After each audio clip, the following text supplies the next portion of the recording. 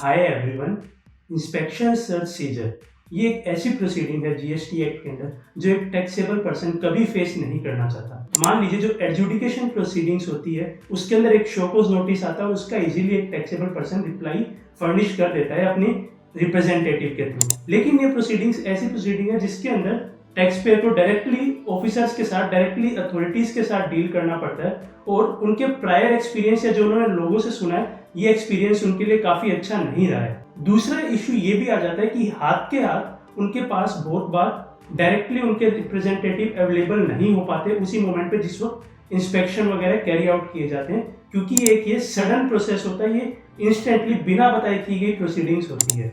तो ऐसे के अंदर हमारे लिए इम्पोर्टेंट हो जाता है कि हम ये समझें कि इन प्रोसीडिंग्स के अंदर हमारे पास क्या क्या रिलीफ अवेलेबल है, क्या क्या पावर्स हमारे पास अवेलेबल है, जिसे हम यूज करके थोड़ा सा अपना स्टैंड बेटर इन प्रोसीडिंग्स के वक्त डिपार्टमेंटल अथॉरिटीज के सामने रख पाए। अगर मैं बात करूं तो कैश एक ऐसी चीज है, चाहे जितनी भी डिजिटाइजेशन हो गया हो, लेकिन अभी भी हम इस चीज को नकार नहीं सकते कि आज भी बिजनेस के अंदर कैश बहुत हद तक यूज किया जाता है। और अगर आपका कैश सीज हो जाता है तो बिजनेस के डे टू डे ऑपरेशंस में, रेगुलर वर्किंग के अंदर काफी बड़ा इशू बन जाता है। तो आज की इस वीडियो के अंदर हम डिस्कस करते हैं कि क्या GST authorities, GST officers during search and seizure cash को सीज कर सकती है क्या। आप ये समझिए कि हम यहाँ पे जीएसटी प्रोसीडिंग्स की बात कर रहे हैं। आप इन सर्च सीजर को, इंस्पेक्शन को इनकम टैक्स से लिंक मत कीजिएगा। जो भी आज हम डिस्कस करेंगे पूरी वीडियो के अंदर वो प्योरली जीएसटी अथॉरिटीज जब आपके यहाँ पे इंस्पेक्शन, सर्च और सीजर करती है उसके पॉइंट ऑफ व्यू से हम आज सारा डिस्कशन करेंगे। तो आज की इस वीडियो के अंदर हम मेजरली 3 पॉइंट्स के ऊपर अपना डिस्कशन करेंगे। तो जो सबसे पहला पॉइंट है जिसके बारे में हम इस वीडियो के अंदर बात करेंगे वो ये है कि जो इंस्पेक्शन, सर्च और सीजर होता है वो अंडर सेक्शन 67 होता है। तो अगर किसी भी एक्ट के अंदर कोई प्रोविजन डाला जाता है, उस प्रोविजन को वहां पे होने का, उस एक्ट में डालने के पीछे का एक पर्पस होता है कि वो प्रोविजंस एक्ट के अंदर है क्यों, वो क्या पर्पस प्रोविजन सोल्व करना चाह रहा है। अगर आप सेक्शन 67 देखेंगे जो इंस्पेक्शन, सर्च, सीजर के बारे में बात करता है, तो आप ये पाएंगे, अगर आप उस प्रोविजन की पूरी स्कीम समझेंगे, उस प्रोविजन के सारे सब सेक्शंस के थ्रू जाएंगे, तो आप ये चीज पाएंगे कि इस प्रोविजन का मेन एक्ट के अंदर होने का पर्पस ये नहीं है कि वो किसी तरह की टैक्स की रिकवरी कर पाए।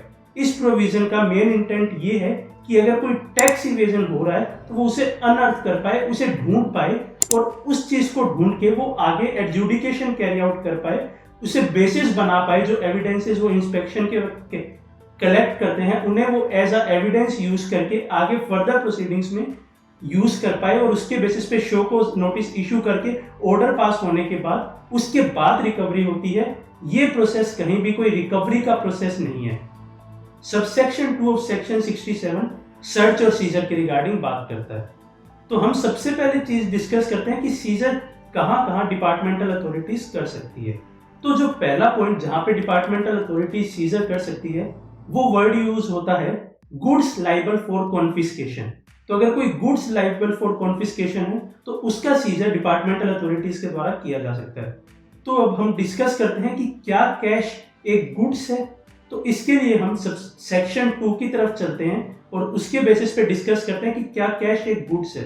जो गुड्स की डेफिनेशन दी हुई है सेक्शन 2 के अंदर वो बात करती है एक बहुत वाइड डेफिनेशन के बारे में गुड्स की, जिसके अंदर वो हर मूवेबल प्रॉपर्टी को कवर करती है, लेकिन वो 2 चीजों को स्पेसिफिकली एक्सक्लूड करती है गुड्स की डेफिनेशन से।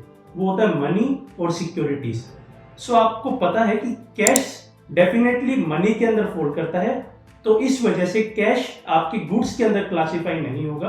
तो इस वजह से जो गुड्स लायबल फॉर कॉन्फिस्केशन है उसके अंदर कैश कवर नहीं होता। तो इस वजह से इस पॉइंट के अंदर कैश को सीज नहीं किया जा सकता। इस पॉइंट पे मैं आपसे एक चीज के बारे में और बात करना चाहूंगा। एक्ट के अंदर जो गुड्स की डेफिनेशन है वो बहुत वाइड है। अगर मैं आपके सामने एग्जांपल रखूं तो आपके प्रीमाइसेस पे, आपके जो प्लेस ऑफ बिजनेस है वहां पे बहुत सारा फर्नीचर पड़ा होगा, बहुत सारे इलेक्ट्रिकल इक्विपमेंट्स लगे होंगे, एसी, टीवी सब लगे होंगे।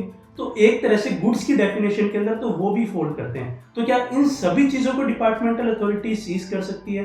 तो इसके अंदर आपको समझना होगा कि जो वर्ड्स यूज किए गए हैं सेक्शन के अंदर वो है गुड्स लाइबल फॉर कॉन्फिस्केशन। सो दूसरा एलिमेंट वो कॉन्फिस्केशन, जो गुड्स कॉन्फिस्केशन के लिए लाइबल है सिर्फ उन्हें सीजर किया जा सकता है। तो आपको देखना होगा कि क्या जो गुड्स वो सीज करना चाह रहे हैं वो लाइबल टू कॉन्फिस्केशन है क्या? कॉन्फिस्केशन की बात सेक्शन 130 के अंदर की हुई है, जो आप देख सकते हैं, जिससे आपको ये आइडिया क्लियर हो जाएगा कि क्या हमारे गुड्स लायबल टू सीजर है क्या। आज की वीडियो का रेलिवेंस हमारे लिए सिर्फ कैश से रिलेटेड है, तो हम सेक्शन 130 इस वीडियो के अंदर डिस्कस नहीं करेंगे। सो कैश को गुड्स लायबल फॉर कॉन्फिस्केशन के अंदर तो सीज नहीं किया जा सकता। दूसरी चीज को जो सीज करने की बात करता है ये सेक्शन, वो बात करता है डॉक्यूमेंट्स, बुक्स और थिंग्स। इन तीन चीजों को यूज करने के बाद एक वर्ड डालता है relevant for proceedings under this act. So अगर ये तीनों चीजें relevant for proceedings under this act है तो वो सीज कर सकता है। गुड्स डॉक्यूमेंट में कहीं इशू नहीं है, लेकिन जो तीसरा वर्ड यूज होता है थिंग्स, थिंग्स का एक बहुत वाइड स्कोप हो जाता है, लगभग हर चीज थिंग्स के अंदर कवर होगी। तो क्या यहाँ पे ये बोला जा सकता है कि जो कैश है वो थिंग्स है और इस वजह से हम उसे सीज कर सकते हैं। तो इसके लिए हमें ये समझना होगा कि अगर एक्ट में कोई भी वर्ड यूज किया जाता है, उसका इंटरप्रिटेशन करने के लिए वो वर्ड किस रिस्पेक्ट में यूज किया गया है, उसके थ्रू उस वर्ड का इंटरप्रिटेशन होगा। सो अगर आप यहां देखेंगे तो ये वर्ड बुक्स डॉक्यूमेंट्स के साथ यूज किया गया, जो वर्ड थिंग्स यूज किया गया है वो बुक्स और डॉक्यूमेंट्स के साथ यूज किया गया है। और अगर आप एक्ट के आगे फर्दर सेक्शन के अंदर जाके भी स्कीम देखेंगे जो पूरे सेक्शन की है, तो आप ये पाएंगे कि जो बुक्स, डॉक्यूमेंट्स और थिंग्स के बारे में यहाँ पे बात हो रही है, वो उन चीजों के बारे में बात हो रही है जिनके थ्रू कोई इंफॉर्मेशन कलेक्ट की जा सकती है, जो आगे की फर्दर प्रोसीडिंग्स के अंदर एक्ट के अंदर यूज की जा सके।